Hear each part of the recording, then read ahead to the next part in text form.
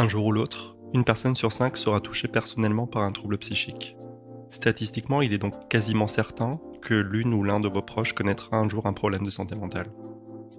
Au-delà de la souffrance vécue par la personne touchée, qu'en est-il du ressenti de l'entourage, de la famille, des enfants ?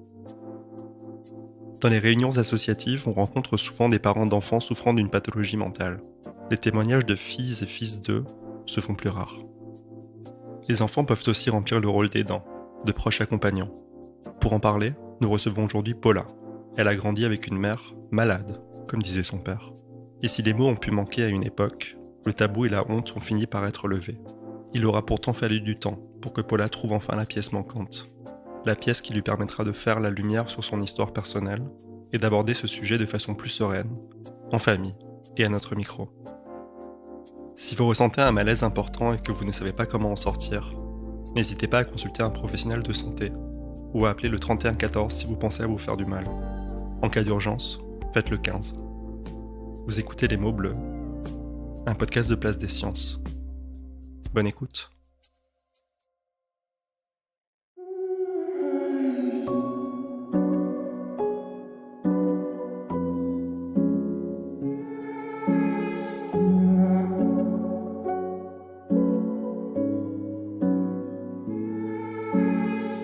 Bonjour Paula.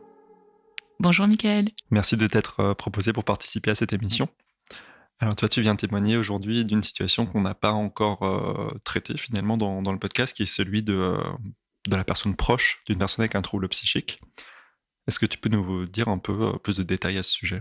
Oui, effectivement, quand j'ai découvert l'existence de ton podcast, j'étais vraiment ravie de savoir que il y avait un outil qui existait à destination du grand public qui donnait la parole à des personnes concernées et qui cherchait à faire, entre guillemets, de la vulgarisation en santé mentale. Ça me paraît essentiel.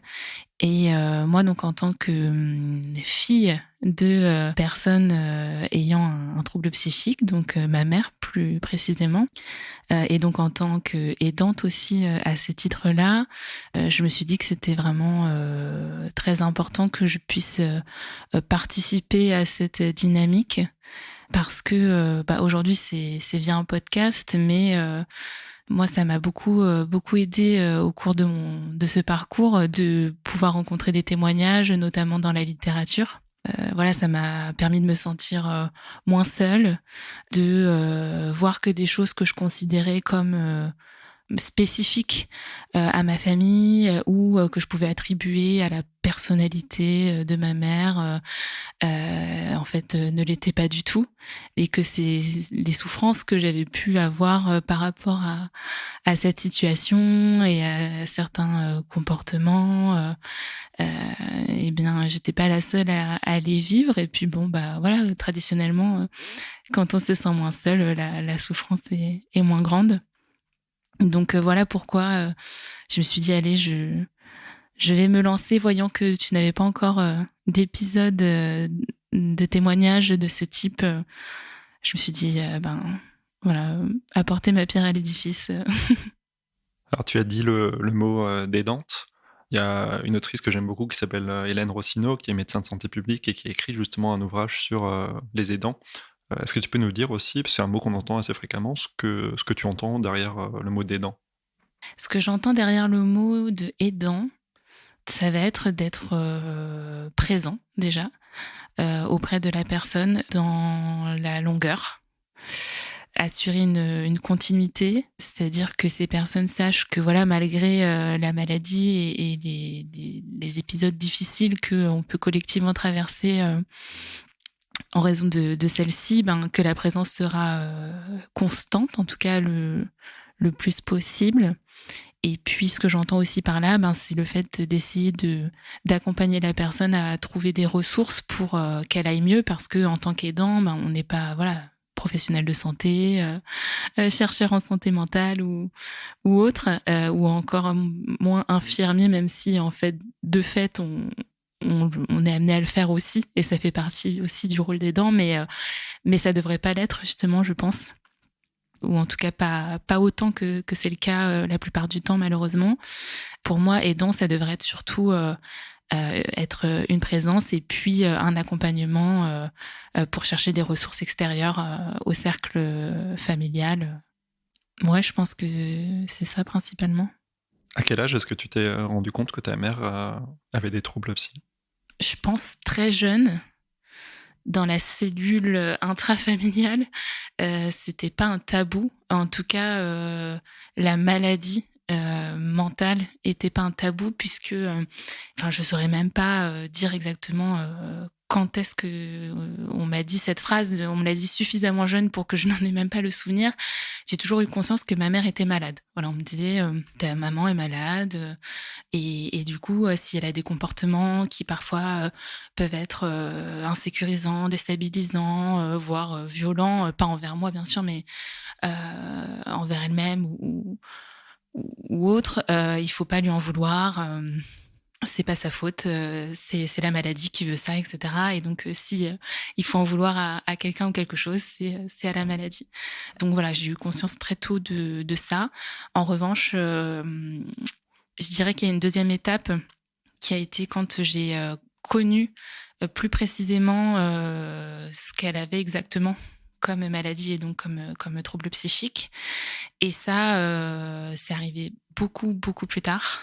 Ce qui, en fait, est assez problématique, je pense, et a pu être la cause aussi de pas mal de souffrances chez moi ou chez des membres de ma famille, puisque le mot de bipolaire, bipolarité, qui a été dans un premier temps le diagnostic posé sur la maladie mammaire, je l'ai connu et j'ai pris conscience que ça s'appliquait à notre situation quand j'avais plus de 20 ans et à l'occasion d'une thérapie que je menais moi-même. Donc voilà, très, très tardivement. Et quand tu étais petite, les troubles de ta mère se manifestaient de quelle manière? Oh là là, ça c'est un gros chapitre. Alors, quand j'étais petite, je pense une des choses qui m'a le plus marquée, c'est les épisodes dépressifs qu'elle pouvait traverser. Parce que le souvenir que j'en garde, c'est que pendant plusieurs jours d'affilée, par exemple, elle pouvait pleurer beaucoup, beaucoup. Et qu'elle était, entre guillemets, inconsolable. Enfin, que moi, en tant qu'enfant et sa fille, malgré l'amour qu'elle me portait et que je pouvais lui porter aussi et essayer de lui apporter, ça suffisait pas à la consoler, entre guillemets. Et puis, malheureusement, il y a aussi eu pas mal d'épisodes de tentatives de suicide qui se traduisaient par la prise de médicaments à outrance et qui ont pu, voilà, du coup, faire qu'elle a été hospitalisée de nombreuses fois en urgence pour la sortir de cet épisode. Et puis la troisième manifestation, c'était ce que maintenant, a posteriori, je sais reconnaître et lire comme étant des épisodes entre guillemets maniaques. Je sais pas si on parle toujours comme ça de ces épisodes-là, mais des épisodes où elle était très très agitée, très très très énervée, habitée par des idées un peu lancinantes ou un peu paranoïaques. Voilà, et puis des comportements pas toujours, on va dire, totalement appropriés ou en tout cas pas forcément communs par rapport aux comportements que je pouvais constater chez d'autres personnes du même âge. Voilà. Tu as parlé aussi des souffrances que toi tu as pu vivre pendant ces périodes-là. Justement, ça a été quoi les répercussions sur toi, sur ton développement, sur ton enfance, sur tes relations avec les autres, avec ta famille? Ça a eu quoi comme conséquence? Bizarrement, c'est pas une question facile, alors que ça me concerne, donc je devrais être capable de répondre facilement.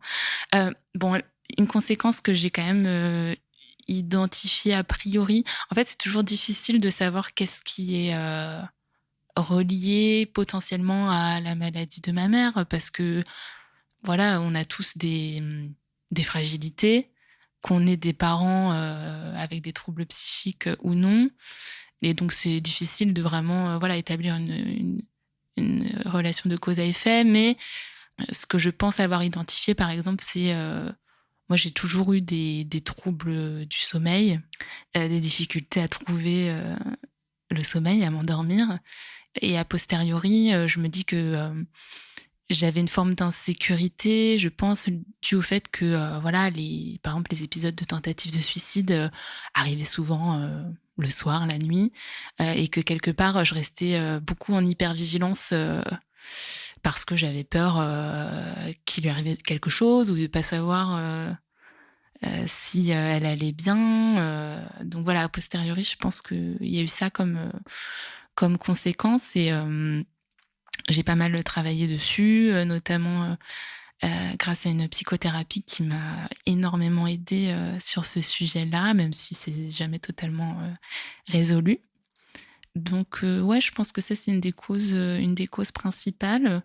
Après, à contrario, moi j'ai eu la chance d'être quand même dans une cellule familiale où je sais pas si c'est du fait de la maladie de ma mère ou une conséquence ou un peu des deux, mais au sein de ma famille, dans ce huis clos entre guillemets, on a quand même toujours beaucoup exprimé nos émotions.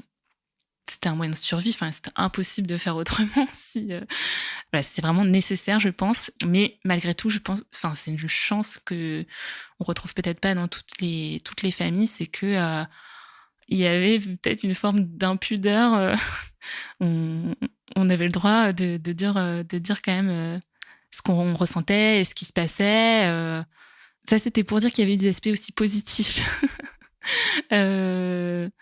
Ouais, ça, je pense que ça découle de la maladie, mais que finalement, c'est une chance et que malgré les situations très difficiles qu'on a traversées tous les trois, ma mère, mon père et moi, notre immense force, c'est ça, c'est le fait de pouvoir parler à cœur ouvert et entre nous d'être assez honnête sur ce qui se passait. Tu parles de cette transparence quand il s'agissait de parler des émotions, du vécu, qui s'oppose pas mal aussi au tabou qu'il y avait autour de la maladie de ta mère. Comment est-ce que tu vivais justement ce flou? Est-ce que tu te posais des questions ou est-ce que tu faisais un peu avec? Tu le ressentais comment justement ce flou autour de la maladie? Effectivement, déjà, avant de te répondre vraiment sur ce sujet-là, je trouve ça intéressant de souligner effectivement le paradoxe ou la contradiction qu'il pouvait y avoir entre le fait que au sein de la cellule familiale, les choses étaient dites.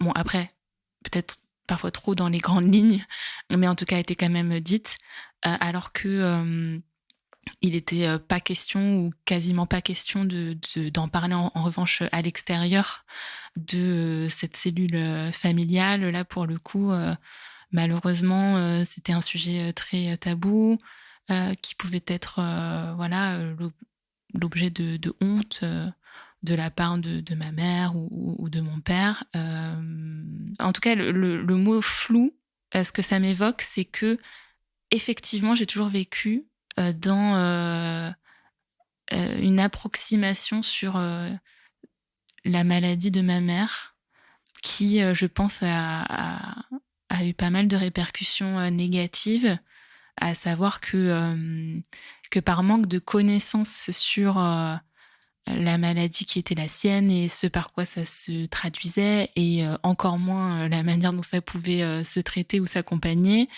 ben j'ai toujours eu le sentiment d'être vraiment engluée dans cette dynamique qui était donnée par sa maladie et d'être entre guillemets, le mot est un peu fort, mais aliénée par cette maladie qui n'était pas la mienne, qui ne m'appartenait pas, mais que j'avais tellement de difficultés à décrypter, comprendre, anticiper, que ouais, ce flou a, je pense, eu pas mal d'aspects délétères. Et en plus, je pense que ça a fortement participé aussi du tabou qu'on évoquait, c'est que comme je n'avais pas d'idée précise de la maladie qui était la sienne et du fait que en fait c'était très documenté scientifiquement, connu, dans en tout cas un cercle médical et scientifique très largement. Et ben comme j'avais pas connaissance de tout ça, j'avais pas du tout en tête le fait que je pouvais m'exprimer sur le sujet et ou trouver des ressources pour mieux comprendre et du coup mieux vivre cette situation-là.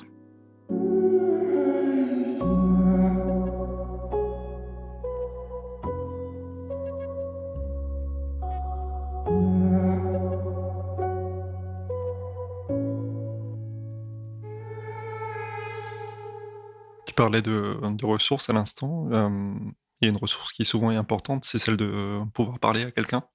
Tu es fille unique. Est-ce que ce sont des choses dont tu pouvais parler en dehors du cercle familial finalement? Pas forcément de choses très précises sur la maladie, mais rien que la situation de manière globale pour se décharger peut-être un peu de la souffrance que tu pouvais ressentir? Ben pas jusqu'à très tard, malheureusement, puisque non, étant enfant ou même adolescente, j'avais intégré le fait que il ne fallait pas en parler en dehors du cercle familial pour ne pas stigmatiser ma mère qui souffrait déjà beaucoup de sa maladie, de la situation et qui, comme je le disais, pouvait malheureusement en avoir honte. Et mon père aussi quelque part. Et puis par ailleurs, moi-même, je pense que j'ai entretenu l'idée que j'avais pas envie de susciter des sentiments de pitié ou d'étrangeté jusqu'à très tard. J'avais vraiment très peur de ça. Et donc, ce que je voulais à tout prix, c'était justement en parler vraiment le moins possible jusqu'à assez tard. Ça prenait déjà tellement de place dans ma vie familiale, ce qui, plus on est jeune, plus ça constitue une partie importante de notre vie. Donc, en dehors de la maison, à l'école ou au collège ou dans les activités extrascolaires avec mes amis, c'était vraiment pendant longtemps la dernière chose au monde, au contraire, dont je souhaitais parler. Donc, je pense que ça a été à double tranchant. Ça aurait été probablement bien, effectivement, que je puisse avoir des personnes avec qui en parler étant plus jeune. Et d'un autre côté, ça m'a permis aussi de me construire une identité autre. Et ça, je pense que c'est aussi hyper important. Donc voilà. Et après, par contre, à la fin de l'adolescence, j'ai commencé, entre guillemets, un peu, je pense, à me rebeller contre cette idée qui m'avait été un peu inculquée chez moi, consistant à penser qu'il fallait ne surtout pas en parler, avoir honte, etc. Et puis aussi, à la fin de l'adolescence, j'ai eu la chance de rencontrer des amis pour qui la santé mentale n'était pas du tout tabou. Une amie en particulier très proche qui avait la chance dans sa famille d'avoir accès plus facilement à des professionnels de santé et qui n'avait pas de difficulté à en parler, avait pu elle-même être amenée peut-être à consulter à certains moments de sa vie ou en tout cas avoir des proches qui l'avaient fait et en fait voyant que chez elle c'était quelque chose de tout à fait communément admis. Ça m'a invitée tout doucement à baisser ma garde et puis à pouvoir en discuter avec elle. Et en plus, c'est avec elle et chez elle que j'ai entendu aussi pour la première fois les mots de bipolaire, bipolarité, sans forcément tout de suite comprendre du coup que ça me concernait vraiment de très près. Donc voilà, c'est à ce moment-là que la parole a pu commencer un peu à se libérer. Et puis la troisième étape très importante, c'est vraiment quand avec mon propre psychothérapeute, on a pu poser assez rapidement ce mot de bipolarité sur la maladie de ma mère et qu'après, tout simplement, en fait, en allant sur Internet et en lisant des choses que je trouvais sur le sujet, j'ai eu l'impression d'avoir une révélation. Et à partir de là, vraiment, je dirais que j'ai eu un déclic où je me suis dit, mais là, je n'ai plus honte d'en parler. Après, bien sûr, je vais pas le dire aux passants dans la rue, mais en tout cas, vraiment avoir des émotions beaucoup plus neutres par rapport à cette maladie. Et là, du coup, à démultiplier les personnes avec qui je pouvais en parler. Et quand tu as eu cette prise de conscience, ce déclic, ça a provoqué quoi en toi? Tu t'es dit quoi? Je pense que sur le coup, dans un premier temps, j'étais assez triste de me dire que j'avais ce diagnostic et les ressources pour comprendre ce qui se passait à portée de main dans le monde extérieur et que j'ai pas pu y avoir accès avant. Et puis après cette première étape, je pense que je me sentais puissante, plus en paix aussi avec du coup ce qui se passait, du fait de pouvoir mieux comprendre et à partir de là essayer d'être davantage actrice dans l'accompagnement justement que je pouvais avoir auprès de ma mère et de mes parents au service de ma famille. Ouais, je pense que c'est ça principalement. Et quand tu en as parlé avec tes parents, ensuite, ça a été quoi leur réaction à eux par rapport à ce déclic? Je me souviens que ce qui m'avait frappé, c'est que en fait, eux avaient quand même, bien sûr, j'ai envie de dire évidemment, alors c'est pas forcément le cas, mais ma mère étant suivie depuis quand même extrêmement longtemps par des psychiatres, ils avaient déjà rencontré ce terme et ce diagnostic depuis bien longtemps sur leur parcours. C'est juste qu'ils ne l'avaient jamais communiqué. Enfin, en plus de 20 ans d'existence, ils avaient réussi à cacher la chose ou en tout cas à ne pas la dire devant moi à aucun moment. Ou en tout cas, je m'en souviens pas. Parce que je pense qu'il y avait une volonté d'atténuer la caractéristique disons le côté vraiment diagnostic de la chose, alors que au contraire en fait je pense que ça aide de savoir que ça porte vraiment un nom, que c'est une maladie reconnue, qui s'exprime par des symptômes eux-mêmes bien connus, par des traitements plus ou moins efficaces, mais en tout cas existants. Et du coup, la réaction, quand je leur en ai parlé, c'est que je me souviens notamment de mon père à qui j'expliquais que dans la bipolarité, il y avait des phases maniaques, dépressives, etc. Il me disait oui, tout ça, tu sais, je le sais, hein, je le connais par cœur, etc. Je vois très bien ce que tu veux dire, etc. Et et donc je m'étais dit mais mince, comment est-ce que j'ai pu vivre dans ce flou artistique, c'est ce brouillard pendant si longtemps à titre personnel, alors que encore une fois le mot ou le diagnostic était finalement à portée de main. Et puis ma mère, je me souviens pas très bien quand je lui en ai parlé, mais je pense que elle était pas opposée en tout cas à l'idée qu'on qualifie sa maladie de la sorte. Mais voilà, en tout cas, ce que ça exprime, le fait que tous les deux avaient conscience de ce diagnostic-là et qui m'en ont pas fait part, c'est que même vis-à-vis de moi, il y avait une forme de honte internalisée, je sais pas comment dire, intériorisée de leur part, qui fait que voilà, même avec leur propre fille, ils avaient pas voulu dire le mot. Et puis, je pense que même entre eux, enfin pour ma mère, pour mon père et puis pour notre famille, ils pensaient que c'était bon de pour atténuer la chose, employer des mots un peu plus vagues.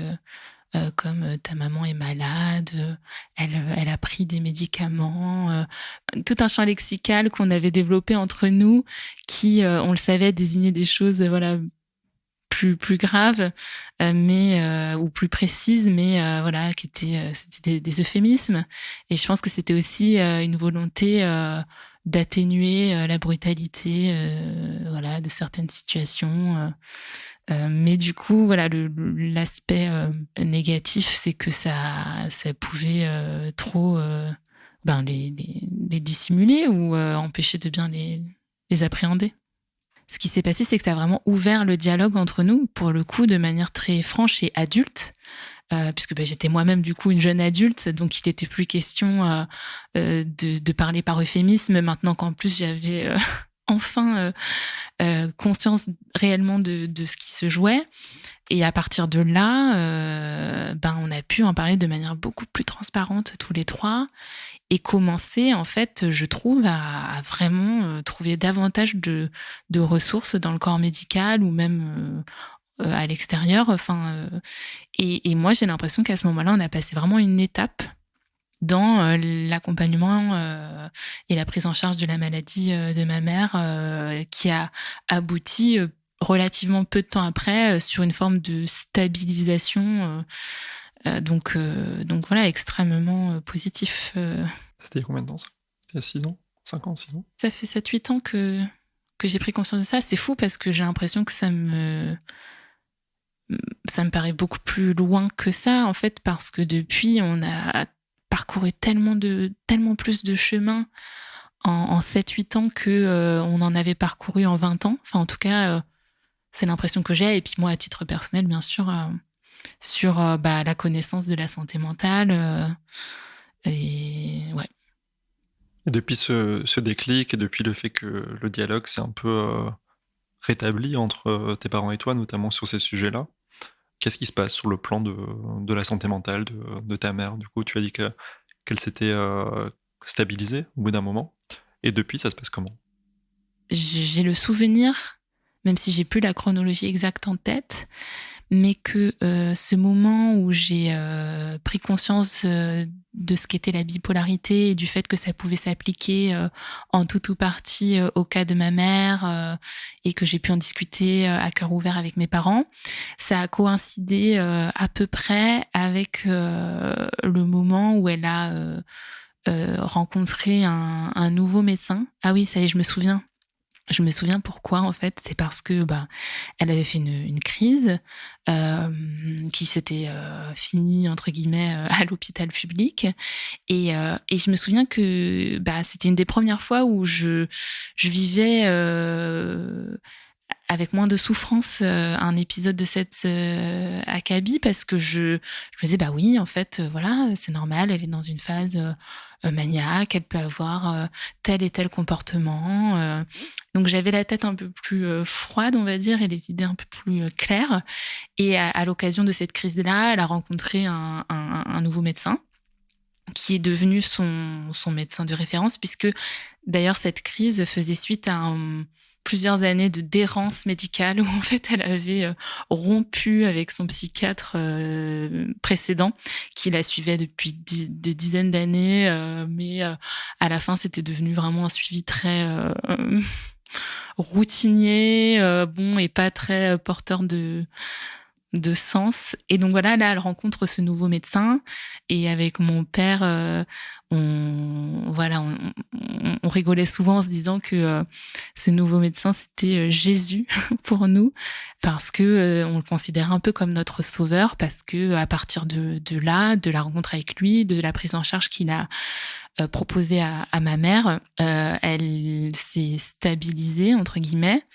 Et en fait, moi, réellement, je ne savais pas que c'était possible. Jamais, jamais, jamais j'aurais cru que je pourrais connaître ma mère autrement que en prise avec soit des épisodes dépressifs, soit des phases maniaques. Donc oui, ça a vraiment débloqué, je trouve, des choses. Et depuis, elle s'est stabilisée. Et bien sûr, les choses sont loin d'être parfaites, mais et bien sûr qu'il y a eu plusieurs autres épisodes de crise depuis cette prise en charge-là et cette relative stabilisation. Mais encore une fois, personnellement, et je pense que ça s'est traduit aussi pour mes parents, j'ai su et on a su affronter ces crises, je trouve, avec encore une fois, les idées plus claires, la tête plus froide, et voilà, une appréciation beaucoup plus objective de ce qui se passait au moment de ces crises. Et donc, évidemment, ça aide à mieux identifier, mieux anticiper ces crises et du coup mieux les prendre en charge et en réduire l'intensité, la durée. Enfin, c'est évidemment des impacts énormes pour elle et pour nous et puis pour l'évolution de la maladie. Et ça continue encore aujourd'hui parce que voilà. C'est une maladie chronique qui perdure dans le temps, malheureusement, qui évolue, qui peut se dégrader, évidemment, avec l'âge, mais fort de la conscience du fait qu'il y a voilà, quand même une communauté scientifique qui réfléchit à ces sujets-là, des ressources médicales qui existent, surtout quand on a la chance de vivre en région parisienne. Et on continue à essayer de chercher de nouvelles solutions pour l'accompagner, aller rencontrer peut-être des gens de plus en plus experts. Voilà, et donc je pense que ça aide à pas se décourager, même si bien sûr il y a toujours des moments où on est découragé, et puis aussi on se dit qu'il faut pas entretenir trop d'espoir sur une amélioration. Je sais que souvent, les amis ou certains professionnels de santé avec qui je peux en parler, parfois essayent de tempérer un peu mes espoirs là-dessus et d'instiller l'idée dans mon esprit que, tu sais, voilà, la maladie de ta maman, a priori, ça va plutôt s'aggraver ou se dégrader encore avec le temps, avec l'âge. Donc voilà, attention à quand même t'y préparer, ménager tes émotions, etc. Et je pense qu'ils ont raison. Et d'un autre côté, je constate que de pas baisser les bras et de continuer à essayer de creuser différentes pistes, de rencontrer différents professionnels, etc. Ça apporte quand même toujours ses fruits. Et donc même si à un moment elle a pu rencontrer un médecin avec qui elle a fait un bout de chemin, peut-être qu'au bout de 10 ans, la relation thérapeutique, ou je ne sais pas comment la qualifier, mais s'essouffle, et puis que peut-être d'autres professionnels qui auraient un regard neuf sur la situation pourraient aider.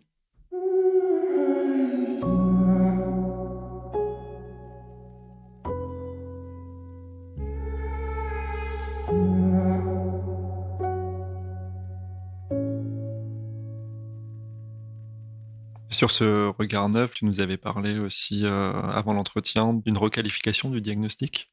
Toi, tu as découvert il y a quelques années justement le mot qu'il fallait employer pour parler de la santé de ta mère, qui était donc le mot de trouble bipolaire. Et il se trouve que ce mot, finalement, n'était pas forcément adapté à sa situation. Est-ce que tu peux nous dire un peu qu'est-ce qui s'est passé ? Donc effectivement, le mot bipolarité a été une révélation parce qu'il a en partie servi à définir certains comportements qu'elle pouvait avoir. Elle est amenée à rencontrer différents professionnels, du fait qu'on souhaite continuer à approfondir et à améliorer la prise en charge de sa maladie. Effectivement, elle a rencontré récemment une équipe pluridisciplinaire qui a fait une évaluation un peu globale de sa maladie et de son historique. Et donc récemment, ils ont, entre guillemets, remplacé le diagnostic de bipolarité par celui de trouble schizoaffectif, que personnellement, je n'avais jamais entendu. Je pense que dans le spectre des maladies mentales, des troubles psychiques, voilà, il y a beaucoup de choses qui font peur à tout le monde, mais et la schizophrénie, je pense que c'est peut-être une des maladies malheureusement la plus stigmatisée, qui fait l'objet du plus d'idées reçues. Et donc le fait que dans ce diagnostic-là, il y ait le mot schizo, trouble schizoaffectif, ça aurait pu me faire peur, mais en fait pas du tout. Du fait que ces dernières années, j'ai justement un peu appris et lu des choses sur la santé mentale. J'avais de toute façon conscience qu'il y avait une forte porosité entre les différents troubles psychiques. En allant à des groupes de parole où il y avait des aidants de personnes atteintes de schizophrénie, en les écoutant raconter des épisodes, etc. Je m'étais dit, oh, mais en fait, ça, ma mère aussi, ça lui est arrivé. Ah bah oui, ça me parle totalement pour décrypter tel comportement qu'elle a pu avoir lors de telle crise, etc. Donc je m'étais de toute façon dit, en fait, bipolaire, schizophrène, après tout, ça peut se rejoindre. Maintenant, je comprends mieux pourquoi j'avais eu cette impression-là. C'est parce que finalement, voilà, la bipolarité était peut-être pas le bon qualificatif pour ce qui lui arrivait. Et donc, les troubles schizoaffectifs, c'est donc avoir pas mal de symptômes de la bipolarité, donc avec ces phases notamment dépressives et maniaques, mais auxquels peuvent s'ajouter également certains symptômes qu'on retrouve dans la schizophrénie, comme des crises psychotiques, donc des bouffées délirantes ou des choses de ce type qui, effectivement, sont des choses que ma mère avait déjà pu rencontrer. À ton avis, qu'est-ce qu'on peut faire pour lever le tabou sur les troubles psychiques ? Une solution simple, efficace et éprouvée, en parler. Donc c'est d'ailleurs pour ça que j'ai souhaité témoigner dans ce podcast. Et donc, voilà, en parler au grand public, à ses proches. Alors, plus compliqué dans le monde professionnel. Moi-même, je crois que j'ai quasiment jamais franchi le pas, à part peut-être avec des collègues qui sont en fait devenus des amis ou étaient déjà des amis. Évidemment, la littérature, le cinéma ou même la musique, voilà, les différents types d'art peuvent jouer un rôle énorme, bien sûr, dans cette sensibilisation, vulgarisation. J'ai rencontré la plume de Delphine de Vigan dans Rien ne s'oppose à la nuit. Et ça a été vraiment un choc de autant pouvoir m'identifier à voilà un témoignage qui est très très littéraire, romancé, etc. bien sûr, mais dont on sent bien toute l'authenticité qu'il y a derrière. Par exemple, à titre personnel, ça m'a été vraiment très très très utile, déjà pour me sentir moins seule, et puis voilà, me rendre compte encore une fois que plein de choses que je pouvais associer à la personnalité de ma mère, non, relevaient de la maladie. Et d'ailleurs, ça m'a donné envie de me documenter encore davantage. Et c'est pas forcément si évident que ça de se documenter quand c'est pas voilà son métier ou qu'on n'a pas énormément de temps à y consacrer. Mais ça m'a donné envie, en tout cas, voilà, de me documenter plus en me disant ça me permettrait de tellement mieux comprendre ma mère et puis plein de choses que j'ai vécues. Est-ce que tu considères que ça a été facile de trouver des ressources sérieuses, crédibles, sur Internet, dans les livres ou ailleurs ? Ou est-ce que c'est encore compliqué aujourd'hui de trouver des informations fiables sur la santé mentale ? Non, je trouve que c'est encore assez difficile. J'ai l'impression que, à part si on peut y consacrer quand même pas mal de son temps, c'est pas forcément évident. Dans la littérature, il y a quand même de plus en plus de choses, mais voilà, connaître tel ou tel ouvrage qui est sorti, c'est un peu du bouche à oreille. Parce que depuis, j'ai découvert d'autres auteurs comme Violaine Huysmans, par exemple, avec son livre Fugitif parce que Rennes, je crois. Voilà, ou d'autres auteurs, même de BD, comme la BD Le Perroquet. Et puis maintenant que ma parole s'est libérée sur le sujet aussi, souvent mes amis, quand ils voient des choses qui touchent à ces sujets-là, ils m'en parlent. Donc voilà, ça va plus être du bouche à oreille. Mais non, sinon je trouve que c'est pas évident d'avoir vraiment beaucoup de documentation approfondie sur le sujet qui décrirait par exemple assez finement les diagnostics, les symptômes, pardon, et puis même les traitements. Je sais pas, par exemple, j'ai entendu parler pas mal de fois de remédiation cognitive, mais honnêtement, je saurais pas vraiment te dire ce qu'on entend derrière. Et en fait, j'ai l'impression qu'il y a beaucoup de progrès sur le sujet, d'innovation, mais que les aidants n'ont pas accès à l'information. Et moi, par exemple, ce que je regrette vraiment énormément, c'est que en 30 ans, j'ai jamais ou presque jamais vraiment discuté avec les soignants de ma mère. Et je pense que ça m'aurait été extrêmement utile. Alors après, à tempérer un peu ce que je dis du fait que je pense que c'est toujours mon père qui est en première ligne en tant qu'aidant, et donc c'est davantage à lui que les professionnels de santé vont s'adresser potentiellement. Mais même à lui, je pense que c'est quand même relativement limité. Et puis alors les enfants, je trouve ça quand même très regrettable et en fait assez fou quand on s'arrête 2 secondes pour y penser, de se dire que en tant qu'enfant de personnes ayant des troubles psychiques, on m'est jamais proposé une prise en charge ou même juste un point d'information ou quelque chose de ce type-là, ou même juste de la documentation écrite, je dis n'importe quoi, mais non, vraiment, ça a été le désert, et en fait, ça l'est encore. Donc non, je trouve que c'est pas évident. Et donc, c'est pour ça, encore une fois, que je trouve que ce podcast est d'utilité publique, et que j'espère que mon témoignage peut-être pourra aider des personnes qui étaient dans mon cas il n'y a pas si longtemps. Et si tu avais un message à faire passer aujourd'hui, ce serait quoi ? Si vous êtes enfant ou proche de personnes ayant des troubles psychiques, il faut pas avoir honte. C'est vraiment le message principal que je pense j'aimerais faire passer ici, et que c'est pas parce qu'on est dans ce type de cellule familiale que on n'a pas le droit d'avoir aussi des moments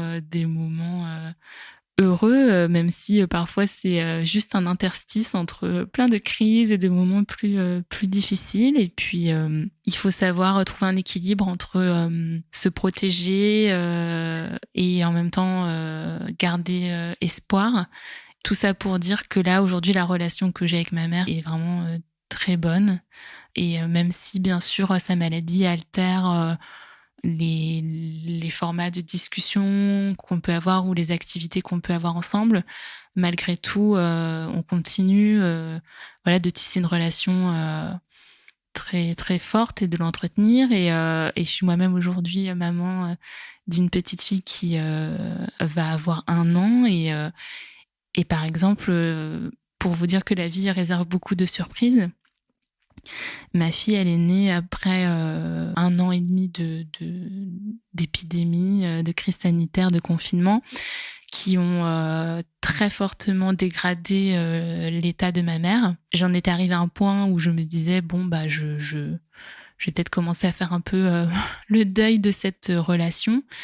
Déjà à l'annonce de ma grossesse, puis à la naissance de ma fille, vraiment, ma mère s'est révélée comme si elle s'était réveillée, elle était sortie de sa torpeur due à la crise sanitaire pour renouer avec une partie d'elle-même que j'avais pas vue depuis longtemps. Aujourd'hui, ce que je pourrais dire de la relation avec ma mère et de comment les choses évoluent, finalement, on peut être vraiment surpris par les ressources de la personne aussi, qui existent et qui demandent juste à être révélées par des situations.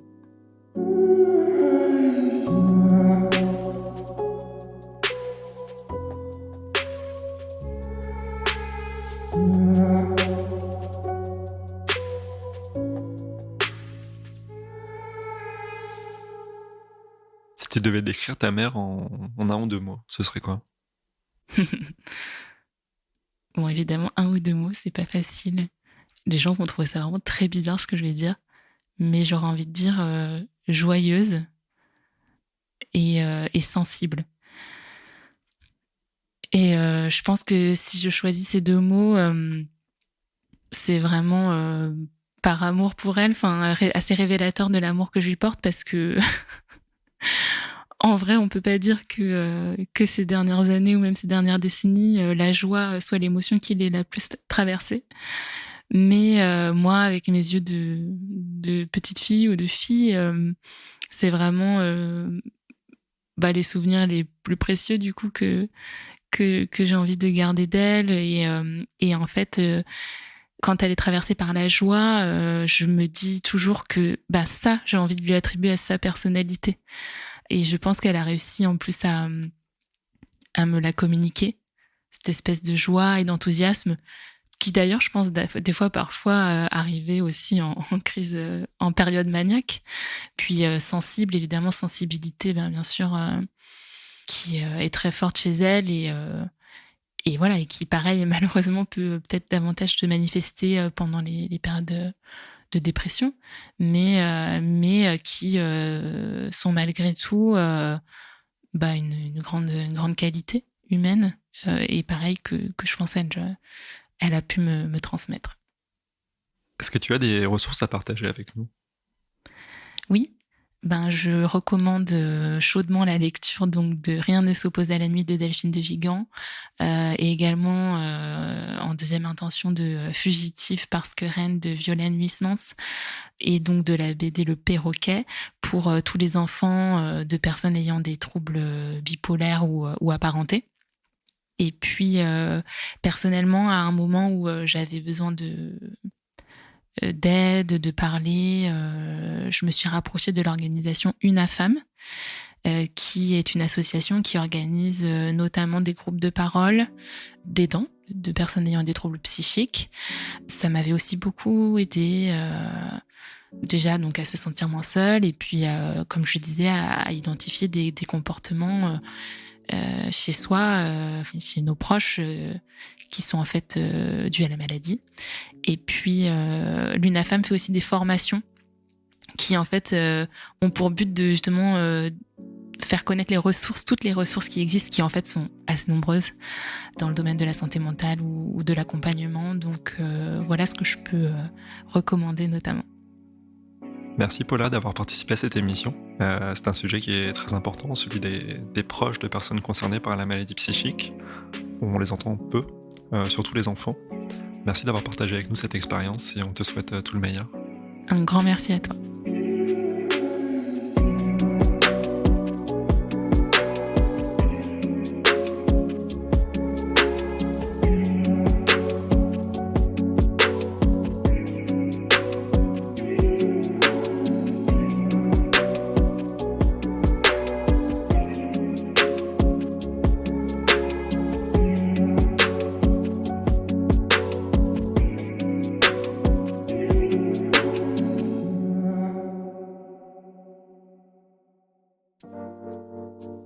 Vous venez d'écouter Les mots bleus, un podcast de Place des Sciences. La musique a été composée par Alex Rocher, les illustrations sont de Manon Combe. Si vous souhaitez partager votre expérience avec nous, vous pouvez nous écrire à podcast@placedesciences.fr.